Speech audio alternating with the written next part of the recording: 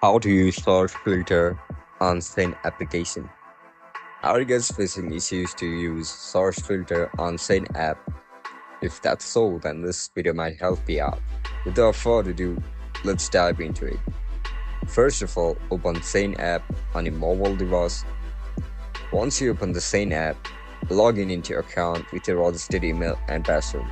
After you get logged in, now click on the search bar. Now search for the product that you want to buy. After you search for it, you can see the option for filter at the right side of your screen. Click on it. After you click on it, if you want the products to buy at cheaper price, then drag the slider to the left side and adjust it according to your budget. Once it feels right, leave it and tap in colors. Select the color according to your preference.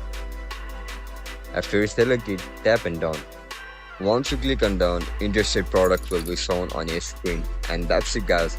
That's how you're gonna use filter on Shein application. If you guys found this video helpful, don't forget to like, share and subscribe to our channel. I'll catch you in the next one. Bye bye.